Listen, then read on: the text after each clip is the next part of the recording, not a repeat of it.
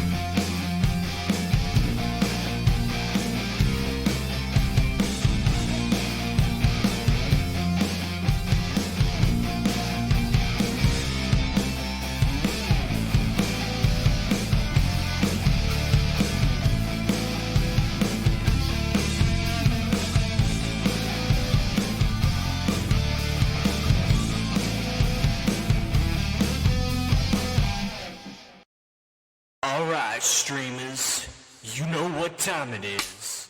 Keep on pissing, baby.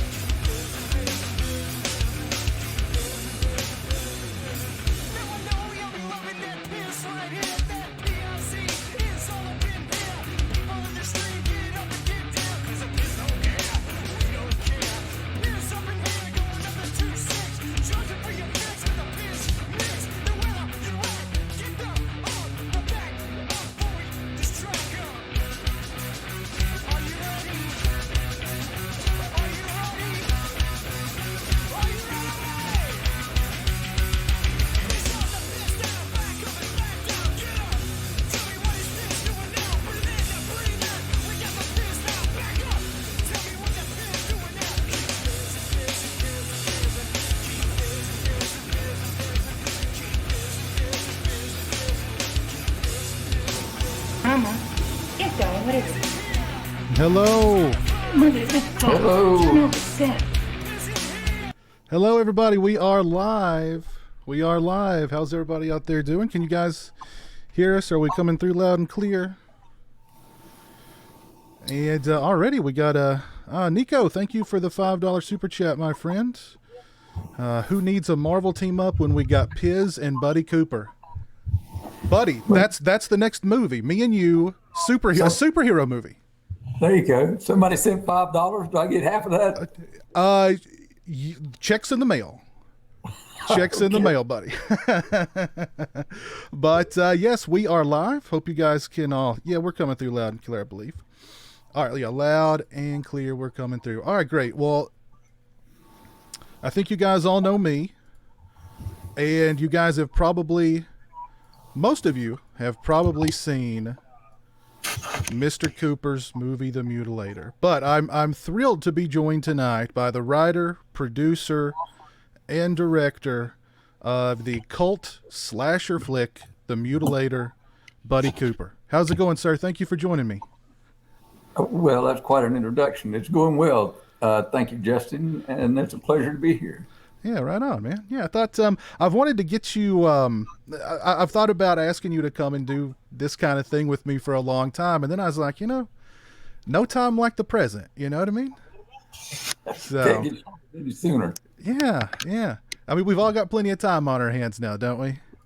Yep. So, but yes, thank you very much for joining us tonight. I hope you're doing well. How's everything going out there in North Carolina? It's going well. This is not alcoholic. It's a bubbly. Some blackberry. Yeah, I've had a couple of different bubbly flavors. Things are going well here. We're looking forward to seeing a sandstorm before the weekend. Maybe get another beautiful sunset out of it somehow. Cool. Very cool. Yeah. But if you guys have any questions for Buddy, kind of keep those to the end of the stream, and we'll do like a little Q&A with Buddy toward the end of the stream. Is that okay with you, Buddy? Fine with me. Okay, perfect. Let's see who's with us tonight so far. Over on Twitch, we've got DJ Donnelly. DJ, how are you doing? Over on Twitch, we've got Gypsy Warrior, Weldon Jenkins, Al Suspiria, Kimberly Davis, Gnarl Sagan, Mike Silva, John McCullough, Jeff Overing, Joe Bob Tarhill, George Lopez, Dave Vanderhoff, Joshua Kritzer, Sean Sr., Z Alves, of course, Nico. Nico, again, thank you for that super chat. Very kind of you. Borderline 11 is here. Christopher Glavin. My buddy Big Crack Rock is here. And I believe Lauren was here also. Horror Fanatic. Hello, Horror Fanatic. JG Wentworth. My buddy Chris. Crystal Lake Counselor 1977. But I hope you guys are all doing well. Hope you guys are having a great Thursday. But I mean, let's get right into things. Let's start talking about the Mutilator. Let's start talking about your background. And I mean, was filmmaking something that you always wanted to do? Oh yes, yeah. For as long as I can remember, that's the only thing I ever wanted to do. My father had shot his home movies in 16 millimeters. Showed me how to operate a camera. Taught me how to splice. And when I was home with the flu one day, when I was 6 or so, somebody had given me a Mickey Mouse cartoon, and I got his old splicer out and spliced it so it would run. Parts of it would run backwards. I had a great ball that afternoon. But I just always wanted to make movies. I didn't get into it because I was unaware that you could have a career making movies. I thought it was something magical that somebody did somewhere out in California, you know? Right. Yeah. Well, was there any particular movies or filmmakers that influenced you that you saw and you were like, hey, that's what I want to do? Oh, all of them. I grew up in the movies. Now it was before television for me. Mm. So the high point of the week was going to the Saturday matinee, 11 o'clock in the morning, double feature, Cowboys, Bowery Boys, Lash LaRue, Johnny Mac Brown. One of my favorites was Sturat, the Durango Kid. But I liked them all. If it was a movie, I wanted to see it. I don't know if that answers your question or not. No, I mean, yeah, that's perfect. Yeah. But it seemed like, and I'm right there with you. I mean, I grew up loving the movies and, wondering about, how do these things get made and where do they get made, and just thinking that they were some kind of magic, which I mean, filmmaking kind of is magic. It's so many people have to come together, and, so there's so many facets of it that all have to come together and sort of be in sync. It takes a lot of cooperation, and a lot of good ideas and suggestions come from those other people. Right. And when you get through, you have movie magic. You can make things seem to happen that don't really happen. That's the magic of it. But I guess I'm like you. At one point I was thinking, man, it would be cool to make a movie, but all that happens way out there in California. That's a million miles away. I live in Kentucky. You live even further away from the West Coast than I do. So I mean, it must have seemed like a completely other world for you. Yeah. Did you ever seriously think because I know at one point you did go to film school. Did you ever intend to move out to Los Angeles and try and make a go of it, or? Well, yes. When I was in high school, I started to run away and go to LA, and I left a note with a friend at his house. He was out, and I left a note with another friend who was working in a restaurant. And as I came out, my first friend showed up with a couple of girls, a couple of six packs. So I went back in and got my note, and I never did make it to Hollywood. I went to film school. I was uncertain about going to film school. And I read a pretty good article in the New York Times, an in-depth article about going to film school. And the gist of the article was, if you have a choice between going to film school or taking a job working on a movie, you'll learn more from working one movie than you will in 4 years of film school. And I had some money, and I thought I had enough to make a low budget horror picture. So I just decided to make a movie instead of going to film school. I did go to an American Film Institute, but that was after I had made The Mutilator. Oh, okay. Okay. So you had $86,000, right? That was the Yeah, 84, as I recall. 84. Okay, so you had $84,000. Now, from what I remember hearing you say at one point, you were on the fence. You were either going to make a movie with that money, or you were going to invest it in, what was it, a winery? I had been to France, and I was fond of French wine, and there was a vineyard for sale right in the wine country, which I favored, the land of Pomerol near Bordeaux, and it was $100,000. I thought, well, I had 84,000. I could swing the rest somehow. And I thought, yeah, well, I can either buy a vineyard or I can make a movie. And so I made the movie. Interestingly, if I had bought the vineyard, the dollar changed. Within a year, I would have doubled my money just on the exchange rate instead of losing it all on a movie. But the movie was more fun. And I made some lifelong friends out of it. It was great. I'm glad. I think I made the right decision in spite of the money. I was going to ask you if you had any, if you had any regrets about that decision these days. None whatsoever. Was there ever? I could have had some free wine, but aside from that, none. Who doesn't love French wine? I mean, the doctor says glass a day, right? That's what I mean. I'm a day behind. Well, I mean, my philosophy is if one glass is good, 10 glasses is better, right? Yeah, I'll get on into the weekend later tonight. Oh, goodness. Well, of course, why horror? Why did you decide to go the route of a horror movie over all the other genres? At the time, Weekly Variety, which reported all the box office results and that sort of thing, had been reporting that 1/3 of the tickets sold to movies were sold for low budget horror pictures. And I was thinking, if I could make one without spending a whole lot of money, I'd have a better chance of getting my money back. And so I decided to make horror. I kind of liked them anyhow.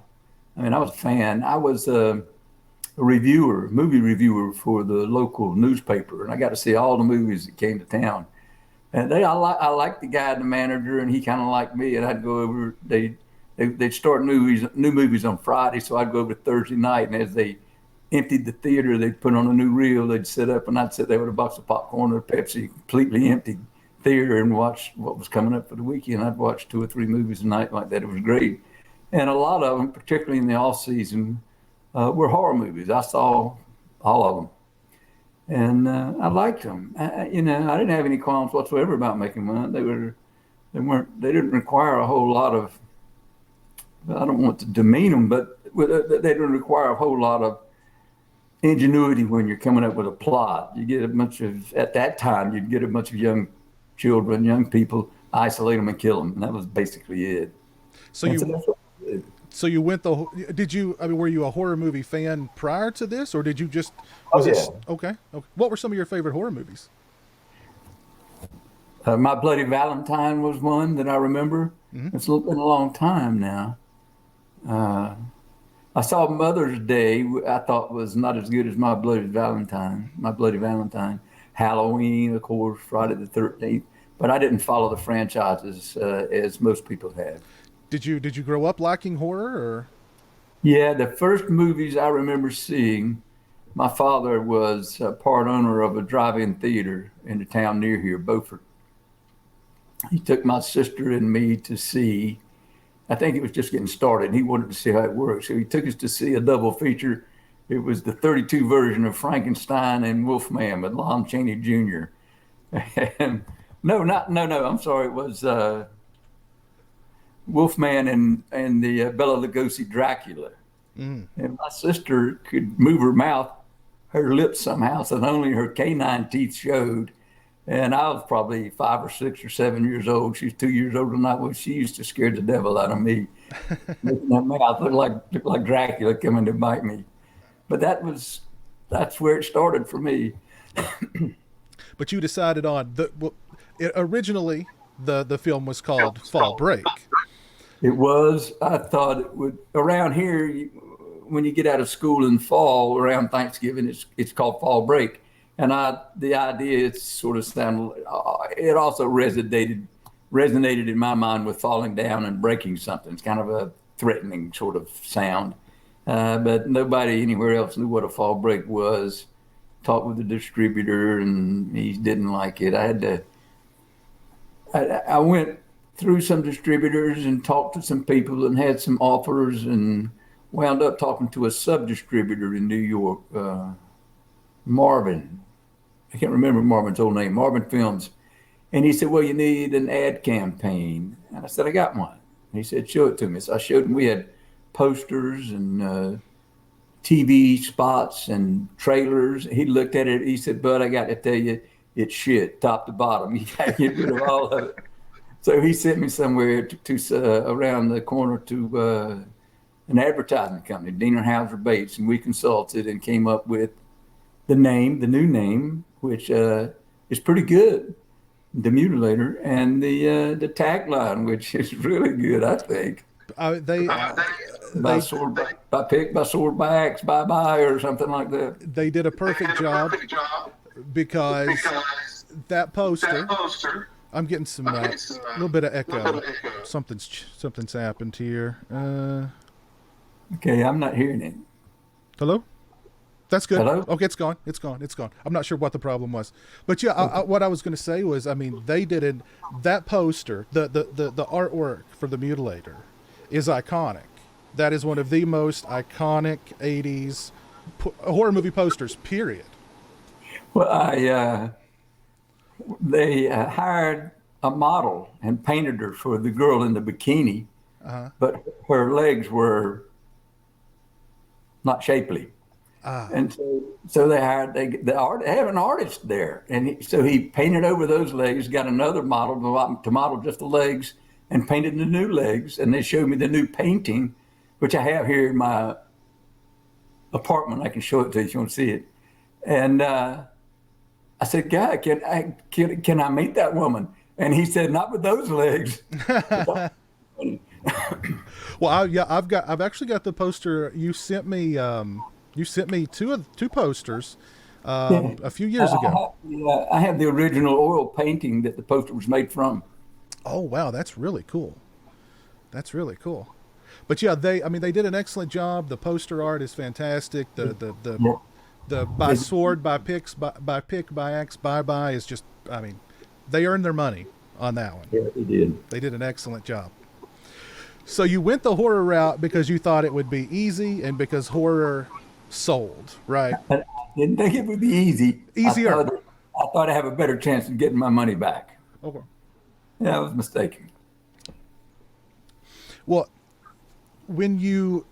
how long did it take you to write that screenplay before you thought, okay, it's good, it's ready to roll? Not very long, really. Okay. Well, in North Carolina. I can elaborate on that. Oh, sure. I was practicing law, and my regular day started at 8 o'clock. I would get to the office at 6 and dictate for a couple of hours, and I'd give the dictation to my secretary, who was fantastic. She could type like 120 words a minute. Wow. And at the end of the day, she would give me the pages, and I would review them that night and mark them up, correct them, and give them to her the next morning, come in and dictate another 2 hours. A few days, we got 10 pages a day done. So it probably took less than 2 months to write the screenplay. Wow. Wow. Well, when you made it public, when you said, hey, I'm going to make this movie, I'm going to make it right here, North Carolina, like Kentucky, is the Bible Belt. Did you have any pushback from family or friends or from the community because you were making a horror movie? That's a good question. I had one incident. The actress I had hired to play the mother who gets shot in the opening called me 2 days before we started. Well, that's the first scene we shot. She called me 2 days before we were rolling and said, look, I'm a good Christian woman and I just can't be in this kind of movie. And there I was. So I went to my wife, who was already helping with the wardrobe, catering, minding her own business, taking care of the children and doing other things. And I said, Pam, look, I got to ask you to do one more thing for the movie. She said, what? And I said, I need for you to get shot and die. But she did, and she did an excellent job. So that was it. No other. The only thing in the nature of a pushback that I got. Now, we kept a lid on it. We didn't tell anybody that it was happening. I had a deal with the local newspaper reporter who was covering it, that if he wouldn't print anything until we were through shooting, that I'd bring him in, he'd have an exclusive. I wouldn't talk with anybody else. He could come take photographs. And he did. And we held our bargain. We both held to that bargain. And so a lot of people never knew that we were shooting that movie, even though it was right there. I didn't want a lot of people coming and seeing what was going on because I didn't know what I was doing to begin with. And it would have made it worse with a lot of strangers wandering around. Wow. Well, yeah, one thing that I took away from the making of documentary that's on this awesome Blu-ray from Arrow Video was that it almost sounded like, and maybe I just made this up in my head like a fairy tale story, but it almost sounded like the community kind of came together to help you make this movie. Is that all in my head, or is that? No, you're right. The people there was an awful lot of support from local law enforcement. I'll give you a couple of examples. The state of North Carolina decided they didn't want to support this kind of movie. Mm-hmm. So they were supposed to stop traffic on the drawbridge so that we could shoot the car. There's a scene with the kids coming across the drawbridge, and they backed out. So we called the local police station, and they stopped the traffic for us. And we shot that scene. It was a busy, Memorial Day weekend or something. And there were cars blocked up, couldn't travel, but we had good local support. And we're in Moorhead. There's a scene where they pick up one of the children, Sue, from a dorm called Halleck Hall, which is named after my daughter Halleck, incidentally. And I called the chief of police in Moorhead, and I just touching base with him. I said, we're going to start shooting over there this afternoon. He says, first I've heard about it, that someone was supposed to have called him and had not. And I said, well, we're going to need a little traffic control. He said, when are you coming? I said, in about 15 minutes. He said, God, buddy. I said, yeah, I know. But he said, I'll see what I can do. So we showed up, and they had traffic control. The people, they were building a building in the next block that had flooded, and they had a pump running the pump. We called those people, which was making a lot of noise. We couldn't have the sound in the picture. And they sent a guy to stop the pump, and we would wave. When we weren't shooting, he'd start the pump up, and we'd wave when we were getting ready to shoot, and he would stop the pump. And meanwhile, there's a train that runs right downtown every day at 3:30. We were sitting there, the train started coming. And I said to the chief, look, can we stop the train? He said, no. He said, but we can't stop it, but we can speed it up. And he did. He went out there and he flagged that train through and got it right through town. And we were shooting, rolling again. There was an awful lot of that kind of support. Wow. That's really cool. I know there was one person who didn't want to watch the movie that was very close to you. Did your mother ever watch The Mutilator? My mother. How did you find out about that? I know she said she never wanted to watch it, right? My mother, may she rest in peace, was a dear sweet lady. And we had the premiere right there in Moorhead City, packed house. Everybody was there. And I had to make the announcement. I was pointing out the members of the cast and crew, had my wife stand, had my father stand and be recognized. And I said, my mother is not here tonight. And I could see the people leaning forward thinking something was wrong because her friends too. And I said, she said, buddy, it's just not my kind of movie. I'm not going to go. So she wasn't her kind of movie. She never did see it, as far as I know. Wow. Well, what did your old man think of it though? Say it again, please. What did your dad think of it? Oh, he's in it. He liked it. Yeah. He supported us. He let us, we had the cast and crew housed in his motel where we shot it, Oceana Motel in Atlantic Beach. And he was there in that scene where Sue comes out of Halleck Hall. A professor type walks out and meets up with a young couple and they walk off. That was my father, who his whole life had taken a nap from 12 to 2 every day. I mean, it was part of his life. And he was in that building, incidentally, is a library. It's not really a dorm. They just let us use it. Another example of community support. And it was past his nap time.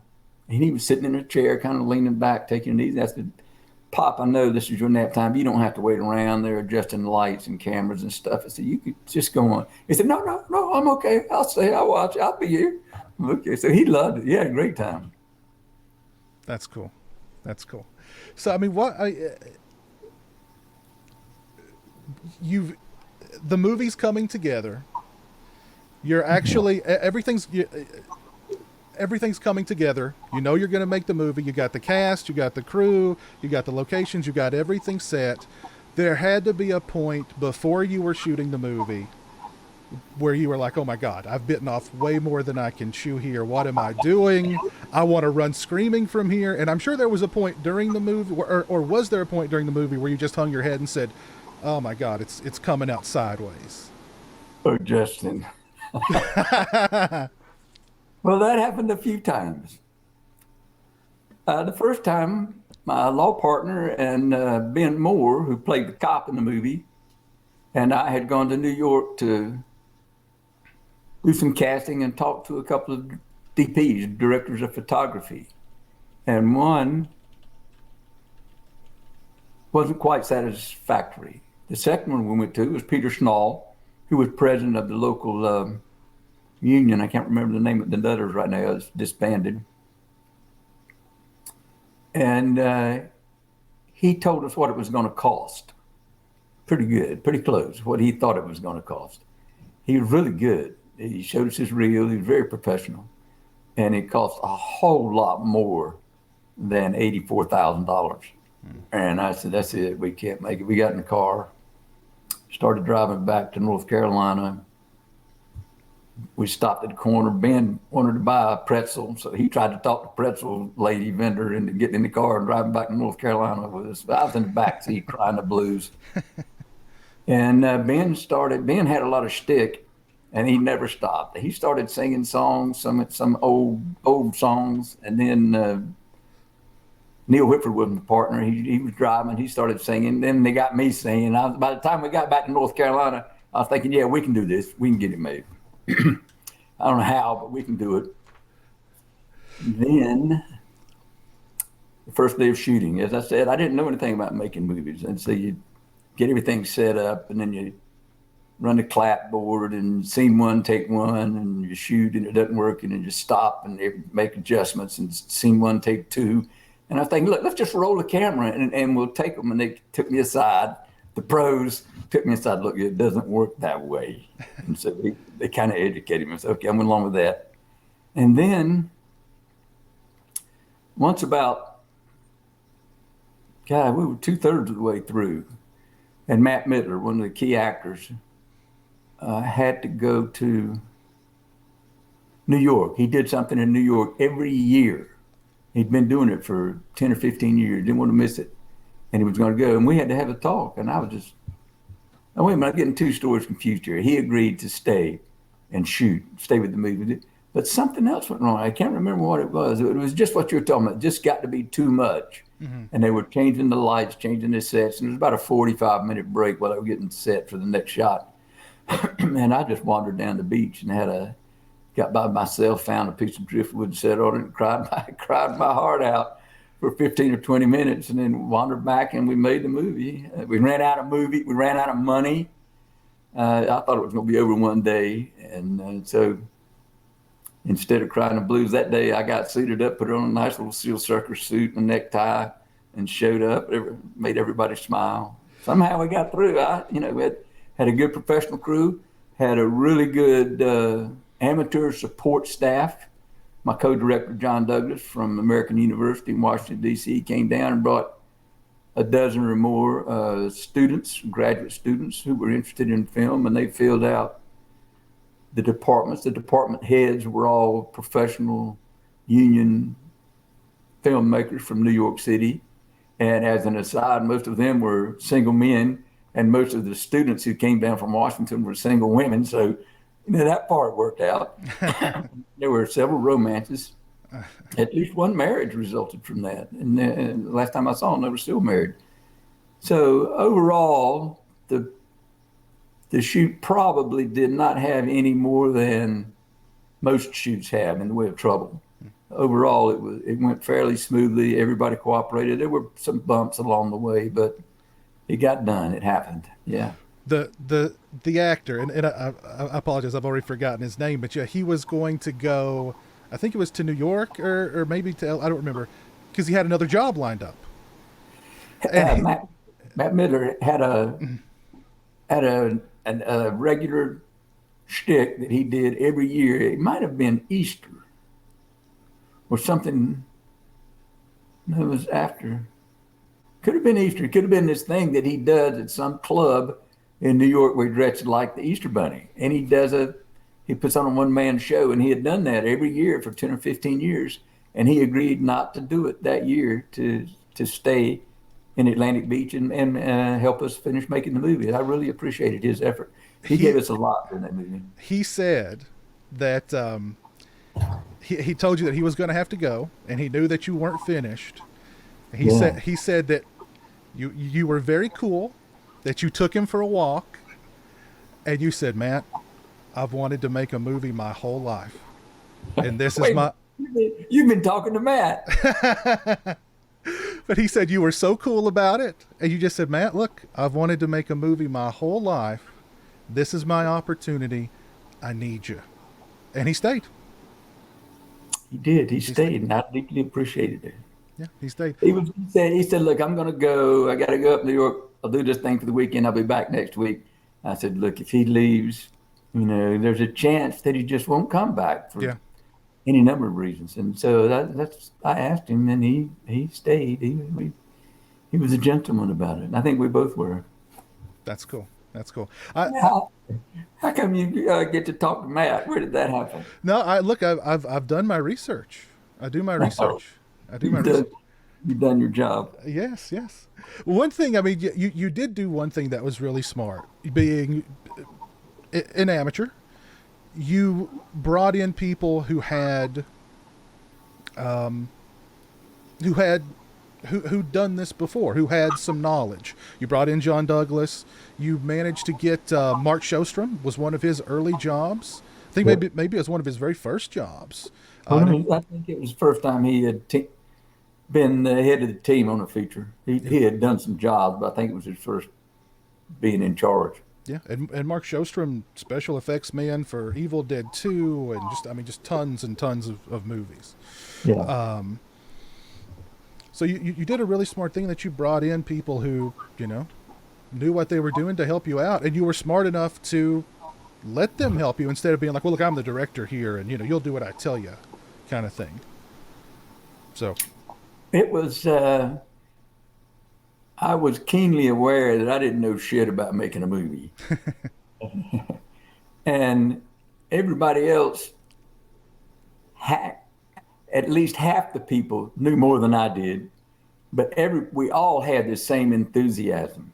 And a lot of people would offer ideas, and they would come to me and say, why don't you consider, the gaffer could say, look, why don't you do that, try it. And I'd say, yeah, that's a pretty good idea. So we would change and we would incorporate that. Everybody helped. It was they say movie making is a collaborative art, and it really is. Everybody contributed. When I posted on social media that I was going to do this little conversation with you, a couple of people asked about John Douglas. They wanted to know more about how integral John Douglas was to the Mutilator. Oh, he was very integral. The summer before, excuse me, I had gone to the American University to take summer school a course on screenwriting and screen production. I knew a little bit, but I thought it would help. And John was the instructor for screenwriting. So I met him and we were talking. I said, look, I told him what my plans were. And we just sort of made pals. He and his friend who taught the other course I took, and their wives came down after summer school and spent a week or so at a condo I had down here. And we got to be friends. And the more we talked about it, the more it progressed. He offered to supply these students or graduate students or recently graduated students, which was a generous offer. And I accepted. I said, yeah, heck yeah, we can use all that we can. So he supplied half the crew and did an awful lot of the directing. He certainly helped an awful lot, and contributed to the screenplay, made comments as we went along. He was very important, very important to the production. Cool. When you watch the movie now, what are there any regrets? Are there anything you wish you could have you'd like to do over again? Or I know there's a couple of colorful stories from the set about milk in the pool. I want to hear you talk about the milk in the pool. And there was one really cool special effect. As great as the special effects are in that movie, and they are very good, there's one that just didn't work. That would have involved the girl in the pool. There's a couple work, but that's one of them. The one that when I heard about it, I was like, oh darn! I wish that would have worked, because that would have been an awesome effect. Where she gets the spear through her chest and it opens up and then drags her into the water. That would have been. Right. That would have been. If you've got one of the original screenplays, you'll see that's the way it's written. We keep that effect in mind. It might turn up in Mutilator 2. You never know. Oh. We were fighting sunrise. That was shot in the pool. It was shot during the night. Most of this movie was shot at night. And we were on the deck of a condo next door, checking our watches, looking at the sky in the east to see and how soon it was going to get too light to shoot. And we were all concerned. We were sitting around, and the Mark Shostrom and Anthony Chow and Ed Farrell, the special effects team, came wandering up, hat in hand, and said, "We got to tell you something." I said, "What's that?" And they said, "We can't get the gag to work." I said, "What do you mean?" Everybody's set up, cameras there, everything's ready. What do you mean you can't? I said, "It just won't work." God dang it. So I said something like, "Well, F it. We'll just drown her. That's what we'll do." And that's what we did. We just got up, walked en masse to the pool, which was under a cover, and shot it the way you saw it. It's not the way it was written, not the way it was planned, but that's the way it shot. And it turned out okay.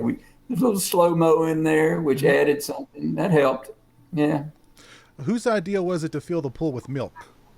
That was my idea. You wanted just that the killer would be swimming around and nobody would notice him, so we had to hide him somehow. So we'll pour some milk in, maybe see what that does, and it worked all right. How much milk went in the pool? I don't know, but it was a hell of a lot. You can imagine, it was a big pool. We had to put enough milk in there so you couldn't see through the water. It was a lot. But you can't tell. You can't tell that water on this beautiful looking Blu-ray. It looks blue as the sky. Yep. You can't tell that there's a lot of milk in that water. I tell you, that's that crew from New York that came down. They knew what they were doing. It was a beautiful scene. Even when they first walked in there, they said this is going to be the prettiest scene in the whole movie, and they lit for it. They knew what they were doing. It does look good. I'm proud of it. I'm proud of their work. Well, the whole movie doesn't look. It doesn't look like it's from a first-time director. I mean, the movie looks very, very professionally done. It's well photographed. Every aspect of it is extremely well done. Thank you for that, Justin. I tend to agree. But I can't take all the credit. It was there were some professional people there who knew what they were doing, and I guess I had enough presence of mind to recognize that they knew what they were doing, and this stuff looked good. It just looked good. I mean, if it looks good, you can tell if it looks good, and it looked good. Yeah. Well, we've had a lot of people in the chat want to ask about the Mutilator 2. We're going to get around to the Mutilator 2 very soon, I promise. I hope.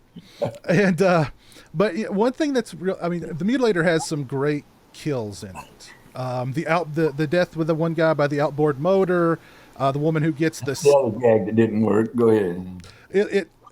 It still looks very, very good. Probably the most effective and just one of the most brutal kills in slasher history is the skiff through the woman's baby maker. Oh Yes. my God. I have to ask you, I've written a couple of slasher movies myself, and there's always that point when you're writing them, you go, Send them down to me. I actually got one produced years ago. Hey, yeah, which one was that? It's called Rot, Reunion of Terror. Wait a minute. You don't have to see it. You don't have to see it. It's not. Yeah, right. Say it again. Spell it for me. It's called Reunion of Terror. Reunion of Terror. Of Terror, yeah. Basically, they took what the premise of my screenplay was, and they just changed everything else. So, Okay. yeah. I wrote one called The Fog. Or it wasn't called The Fog. It was called The Lighthouse. But 2 years later, The Fog came out. So I have some idea what you're talking about. Yeah. So, but there's always that point where when you're writing, and then it kind of dawns on you, like, man, it's weird that I'm trying to think of these very creative ways to kill people.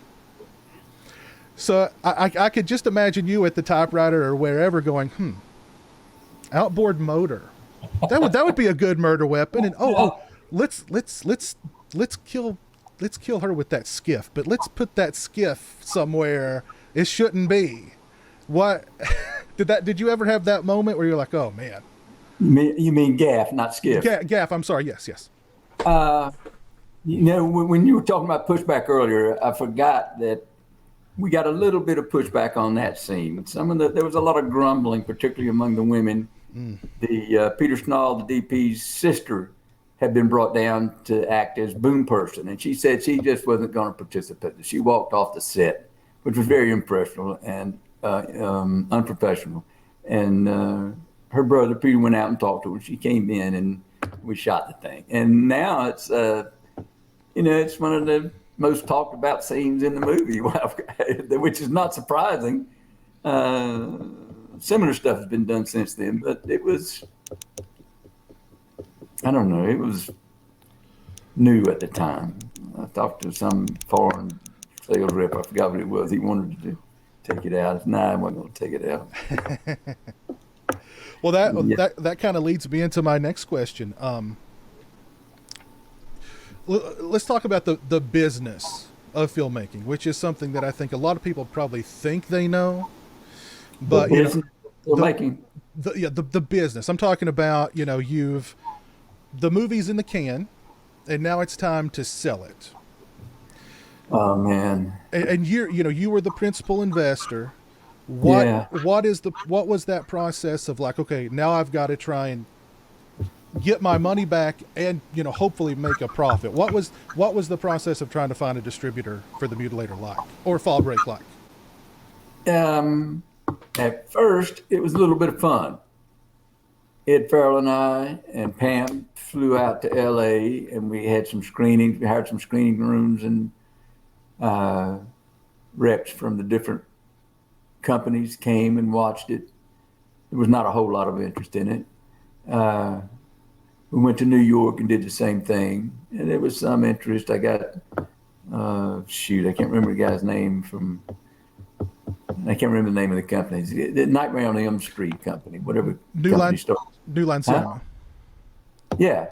So I met with him and we talked about it, and he made an offer that I didn't accept. I'm wondering about whether that was a good decision or not. Well, But then they were looking for a movie to open during, was it Memorial Day? Labor Day weekend. Labor Day weekend. And that was the weekend they opened A Nightmare on Elm Street. So Mutilator could have opened in Nightmare on Elm Street spot. You don't have to remind me. But see, that leads... Well, I wound up talking to Marvin, a sub-distributor, and it turns out that subs, these are the people who handle the movies that the distributors do. It's just another step down the ladder, and there's a network of these guys, and so he put a network together to handle the distribution. That part of it, up to that point, everything was okay. It was fun. Then it's not so much fun. The prints have to be shipped. God, there was arguments over the MPAA offered it an X, which we declined, because at that time that meant it was porno. If you didn't have a rating, we couldn't get bookings outside of New York and LA and one or two other centers of intelligence. The newspapers, televisions, and radios wouldn't carry the spots once we were able to get bookings because it was unrated. And so we'd lost bookings, and we ultimately had to go back to the MPAA and cut out all the good parts to get an R. It was not all that interesting at that. If you've seen the R-rated version, it's not that interesting. But on top of that, you had to track all these prints. We had 75 prints, shipping them around the country, and I was in charge of that, just keeping an eye, because I wanted to do everything. And God, it was a pain in the neck. And after it was over, if the box office didn't return so much as the theater owner had thought it would, or distributor, then they readjust the agreement from 25% they get to 30% or something. It was constant worry, hassle. It just was not for me. It was something else. Maybe somebody else would have enjoyed it, but it was not fun at all for me. It was bad. It was terrible. Up to that point, everything in the movie was fun. It was great. So I know you took the movie to Cannes too. Was it just that like the offers were just lowball offers, or like for instance with New Line with Bob Shea, they're not around anymore, so we can trash them if we want. Well, it's not the same New Line, but what was that process like with Bob Shea at New Line? Well, it wasn't Bob Shea. It was somebody else. Oh, okay. And I was sitting in his office. Here's this guy, me, who didn't know anything, and here's that guy who knows everything. He's sitting in his office with 2 or 3 phones. He's talking, you buy, sell, back and forth. And I had to make a phone. I thought, I'm going to borrow your phone. I said, yeah, sure. So I grabbed one of his phones, and I didn't know this guy's a big shot. I was sitting in his office calling somebody else. It was casual. It was casual. And so the deals were just like what? Were they just trying to lowball you, or were they trying to screw you over with like net points? I don't know. He offered prints and advertising. He said, "I give you a P&A deal." I didn't know what P&A was. I didn't like the sound of it. I wanted some cash, and that's about as far as we got on it. Did you have like a number in mind that you thought, this is what I want, but this is what I'll settle for if a distributor brings that to the table? Well, yeah, I was kind of hoping to give most of my cash out. I had about $450,000 in it at that point in cash, and there was a lot of in-kind stuff. As I say, we were staying at my father's motel, so he didn't charge us anything. So there was a lot of savings there, and we had friends catering, so there was a lot of savings there. But nobody was interested in that, so it was fine. I did. Now, subsequently, it was leased to Vestron, and they appreciated it. They agreed to a $250,000 advance for the home video rights, and paid 3/4 of it before they went bankrupt. So that helped a lot. Oh goodness, that's the business, isn't it? Oh goodness. You mentioned the MPAA, and anybody who knows anything knows that the MPAA was not kind on slasher movies in the 80s. What? And I'm sure that's a whole other, just frustrating saga. How many times did you have to submit the Mutilator before you? Because you originally released it unrated, Yeah. and then you saw that. It broke Northeast unrated, made it to number 13 on the charts, which I thought was appropriate, and stayed there for 6 weeks. So I was proud of that. I felt good. I said, I'm going to get my money back. But then the bottom fell out because we were out on, we went into the hinterlands, and it just wasn't accepted. I forgot how many times we probably submitted it 3 times, and it's at that time it was a very unfair process. There'd be a group of members, volunteers from local PTAs, from local schools, parents of small children, and it would be a discussion group. They'd sit there and watch it, and this group was led by a couple of young women who were minions of the MPAA, and clearly the purpose of the thing was to get it cut. They ordered us to cut, speaking of movie magic, they ordered us to cut a shot that didn't exist. They said, this guy where the gig goes through that guy's neck, we don't want to see that. And we said, it's not there. It's not there.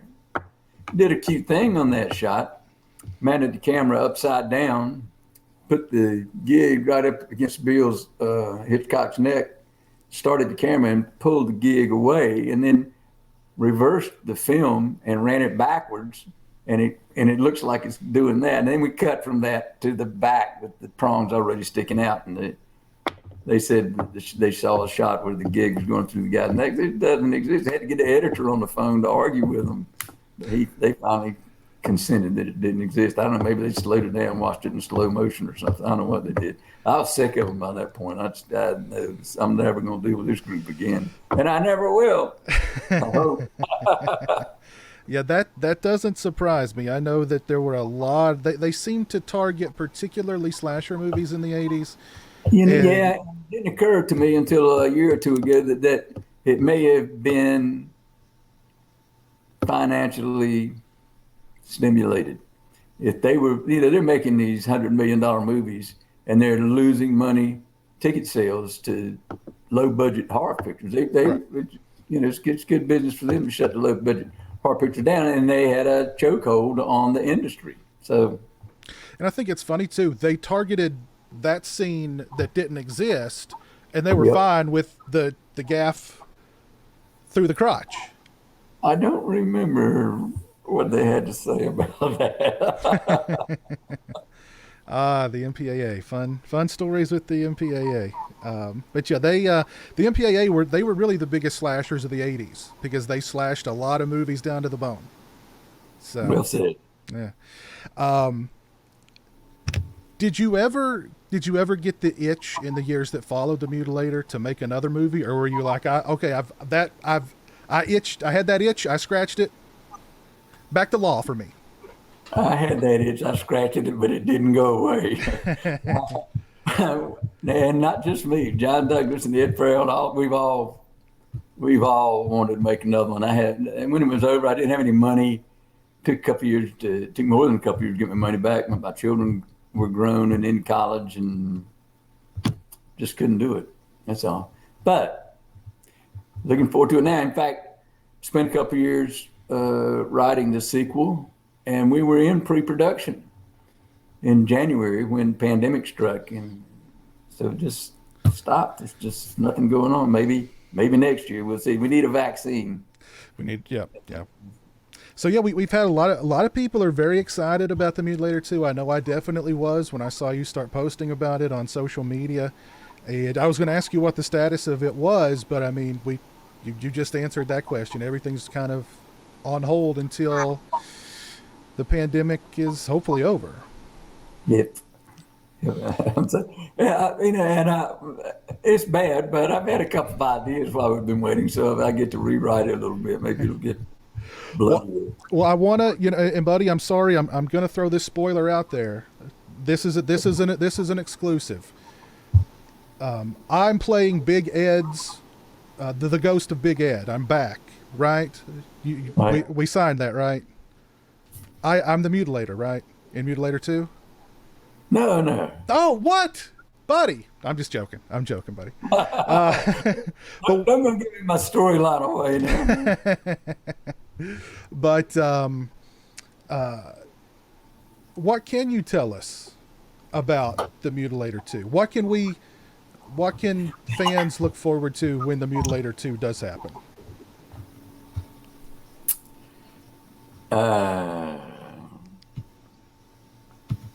It's going to be good.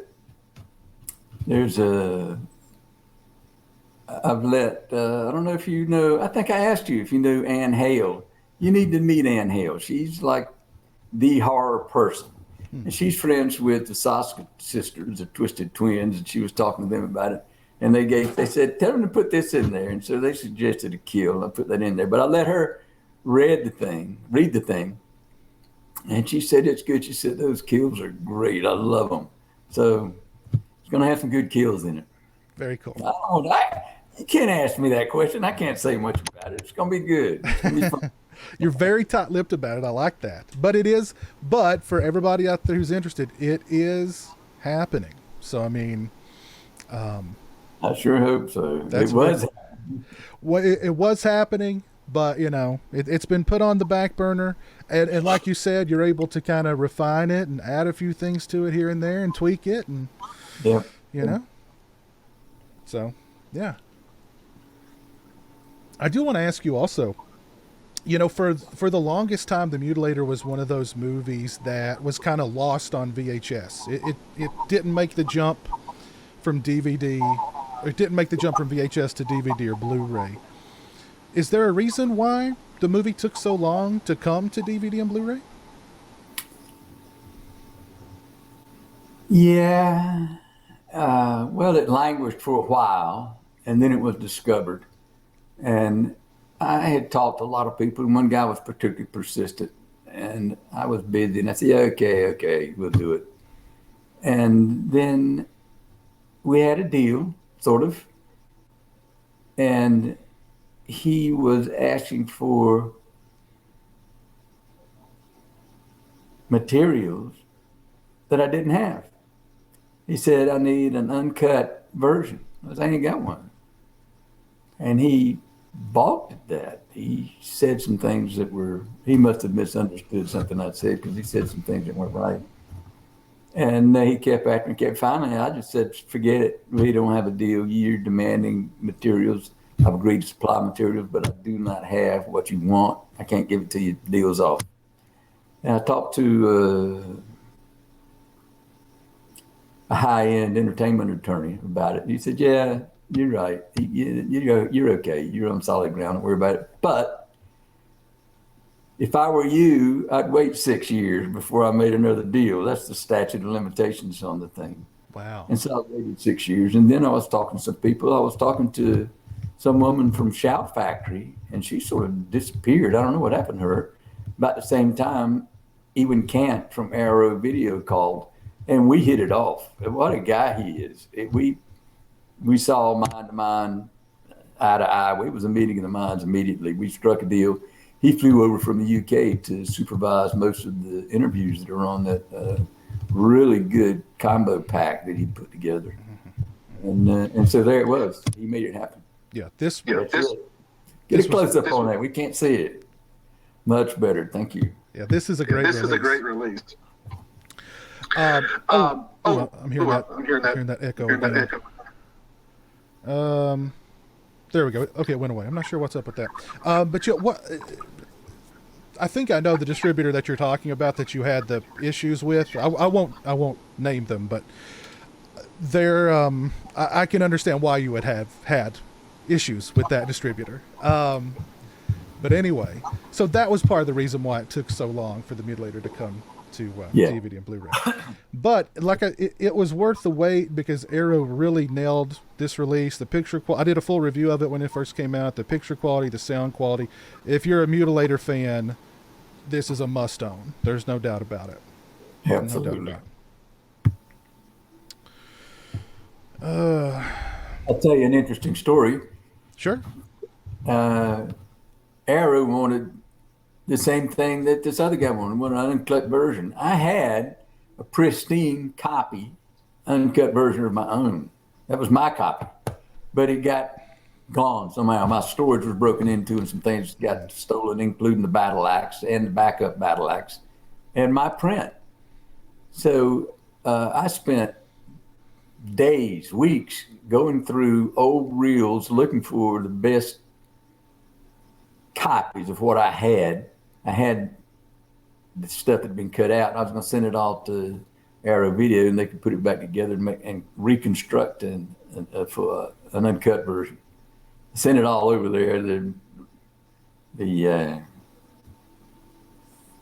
What you have to pay when it comes into the country was too much, so they sent it back and sent it to.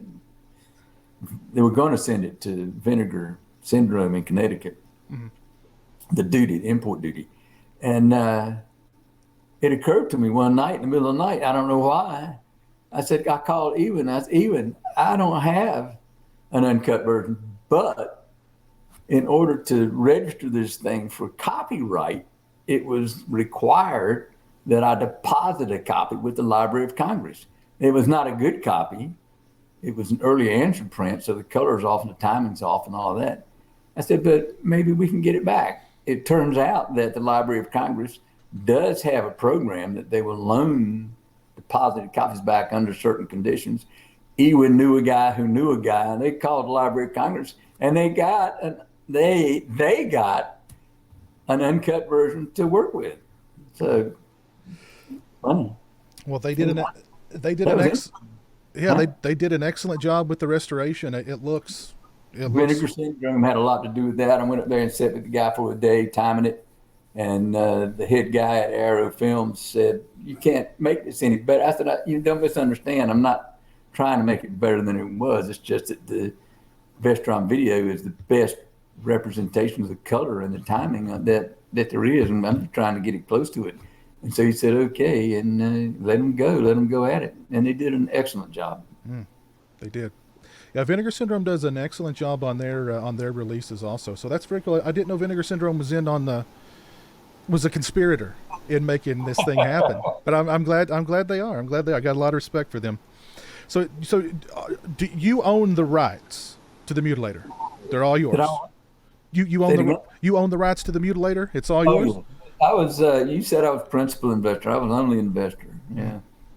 So do you ever do like screenings of the film there in North Carolina, or? There have been a couple. We've been invited to a couple of horror shows. We've been in Syracuse, New York, somewhere in Pennsylvania at I can't name a drive-in. Mahoning, and we went to Splatter Flicks in Durham. That was a lot of fun. We've been to the Monster Convention in Charlotte. It's been shown at the local library a couple of times, just for local folks. It's fun as much as anything else. That's really cool. That's really cool. Actually, there was a question from a viewer who asked about getting autographs to you. And I know you've been to a couple of conventions. Do you got any? Well, I mean, conventions are pretty much not happening anymore. But is that something that you actively are you invited to conventions regularly? I have been, yes, to a few, yes. And we show up usually with a few actors and a couple of members of the cast, our crew. We have a good time. It's a lot of fun. It's an awful lot of fun. Uh-huh. And now I sell posters and other souvenirs. There's an Instagram account, and Mutilator has a Facebook page. The link is on there, and they can send a message to me. Posters $11.50, signed $6.50, $11, $6.50 shipping. Yeah, that was actually one of the questions about wanting to get something signed by you. So check out it's the Mutilator Shop on Instagram, and just search the Mutilator on Facebook, and you'll find it. Sure, yeah, it's there. Yep, it's there. Absolutely. Gypsy Warrior would like to know. The Instagram account might be called something like Insane Ed. I'm not sure. I thought it was the Mutilator Shop. I don't know. Ann Hale helped me set it up. As a matter of fact, she didn't help. She did it. I couldn't do it. It's on there. If you're a follower of mine on Instagram, I don't follow that many people, but I do follow the Mutilator Shop, so you can find it courtesy of my Instagram. Thank you. Gypsy Warrior would like to know, what is your favorite horror movie? Next to The Mutilator, my favorite is Alien. Oh, why is that? Well, I think that it's extremely well written. The sets and the monster are they're just terrific. I forgot the guy's name. I can't think of it right now. The artist who designed all that and did it. The inside of that huge ship, the monster with his mouth inside of a mouth and drool dripping out, and you really don't know. And he gets around, the face hugger. It's just full of suspense and horror. And Sigourney Weaver was pretty hot, you know. She's not bad looking in that movie, that's for sure. She's not bad looking in that movie at all. Let's see. NG would like to know if there are, well, this might be a spoiler, I don't know. Are there any actors from the original film coming back for the sequel? Yes. Originally, Jack Chatham, who played Big Ed, Bill Hitchcock, who played Ralph, Ruthie Martinez Tutterow, who played Pam, Pam Cooper, who played the mother, Trace, the son, Matt Mittler, who played Little Ed, Connie Rogers, who played Sue. So it was pretty good. We had a pretty good lineup. I hope everybody hangs in. Yeah, I do too. Yeah, that sounds awesome. I think my daughter Hallett's willing to make an appearance. I certainly hope so. She was a cheerleader. She was in that group, little clutch of cheerleaders walking by. She was one of them. Oh, cool. Any other? Jerry L would like to know, are you thinking about any other films outside of The Mutilator? I spent 5 or 6 years searching for a screenplay. I never exactly found one. I had some pretty good ideas, but I never got one. I had one that I had my eye on and worked with the screenwriter a couple of times, got a couple of rewrites, and just by then I was into Mutilator 2, and she helped with Mutilator 2, but I did not exercise my option on her screenplay. I'm open. I'm open, but I haven't found anything. Well, I know you said you wrote a screenplay that was similar to The Fall. It's called The Lighthouse, and then The Fall came. Young woman inherited a lighthouse, and there were some pirates involved. It's close enough to make me wonder, but I doubt it. Were there any other? Idea a lot. Were there any other screenplays over the years other than that in The Mutilator 2? Oh yeah, I've written 6 or 8 screenplays, helped rewrite 10 or 12, copy edited 20 or so. My favorite, I had a couple of favorites. One I co-wrote with Bill Kelly, who won the Oscar for writing Witness, called he's called War Chief. Really good screenplay. I'm really proud of that one. Bill and I wrote it. Bill looked over my shoulder. Then there's one called Kagan's Promise that I thought was very good. My friend Robert Newton's idea. He let me run with it, and Pam liked it so much that when we separated, she made it part of the separation agreement. And she had 25% interest of my ownership, whatever that was. I thought that was clever. That was a compliment. Wow. Somebody, Z Alves mentioned dogs too. I don't mean to say I'm brilliant. I'm not. Z Alves says, "How would you feel if the Mutilator got remade, or have you ever thought about remaking the Mutilator?" I've never thought about it. I wouldn't be upset. I'd be tickled to death, I imagine. Would I make any money out of it? Well, they'd have to go through you, right? Because you own the rights. Well, let's see. Just tell them to give me a call. Okay. Yeah, that'd be fine. If I wants to remake the Mutilator, it's okay. Gotta use practical effects, though, no CGI. There you go. So and that's what we're looking at with Mutilator 2 is all practical. Yes. Is Mark show? Well, No, I won't. I won't ask. We won't get into any kind of. I was going to ask you if Mark Shostrom's coming back, but I don't know. we don't have to go there. Let's see. Any other questions for Buddy before we call it a night? Well, here's an interesting question I wanted to ask you. Because you mentioned that the Mutilator kind of languished for a long time. At what point did you start to realize, like, hey, this thing's getting like cult status? When did you start to realize that the film was getting rediscovered?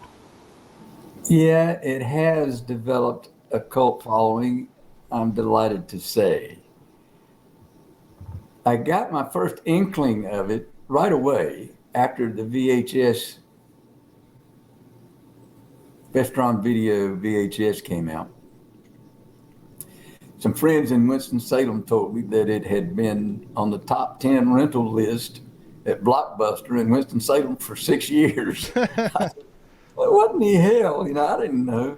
But that was right away. And then after that, I didn't hear much about it. Every now and then I would see a note or I would hear something. But more recently, in the last few years, it's come to my attention more. Yeah. Very cool. Very cool. Aaron Lewis says that he says, sadly enough, I don't own the Mutilator, but if Buddy will tell my son Drake hello, I will go purchase it right now. If I would tell what, I'll tell him hello. Tell his son Drake hello. Drake hello. Is that right? Did I get the name right? You did it, Aaron. I want to see the receipt. I might go get it, Drake, baby. Aaron, I want to see the receipt, Aaron. Make sure that you made that purchase. We're going to hold your feet to the fire on that one. All right.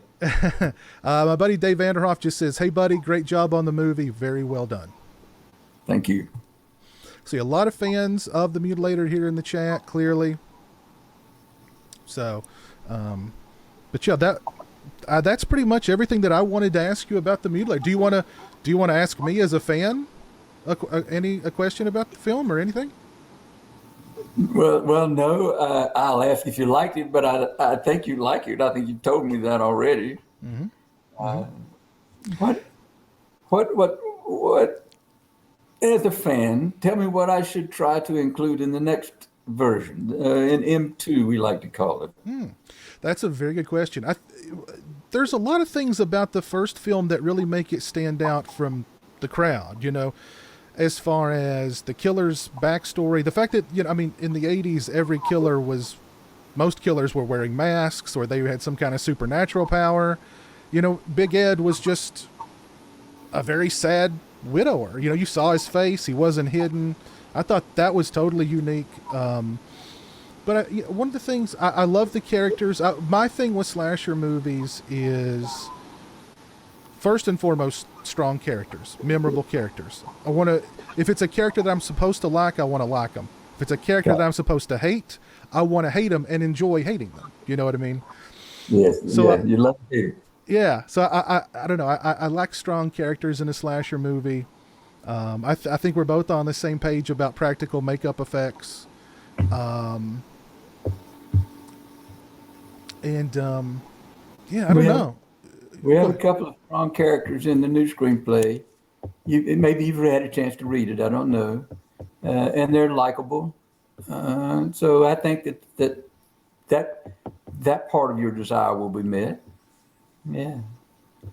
But being a kid who hung out a lot in the video stores back in the day, and I've got the poster like right here. When I'm sitting here at my computer, I'm facing the poster. That was one of the VHSs that really jumped out at me because of that artwork. And it was kind of intimidating, honestly, because it's kind of it's beautiful artwork, but at the same time it's kind of like, it's like it was daring me to watch it or something. In the name, The Mutilator. I don't know, but I remember watching it and just thinking like, wow, this is so different from Friday the 13th or Nightmare on Elm Street. And yeah. So yeah, it's one of those that I've loved for a long time, and I wanted to come to Blu-ray and DVD for many, many years, and I was so stoked when I finally heard that it was coming and that it was going to be an Arrow release, because I know that they do excellent releases. and watching the film on the Blu-ray and the extras and everything, it was just Oh, the fantastic. extras were really good. Yeah, they did an excellent job. Yeah. The film. Oh, Pete Carr would like to know about the filming locations for. Well, I'm guessing the Mutilator 2 is going to be shot the same locations as the Mutilator 1, right? Yep, yep. So the Oceana. Oceana, OCEANANA.com if you want to look it up. Yep, there it is. There it is. Get a plug in for the Oceana. Might as well. Yeah, yeah.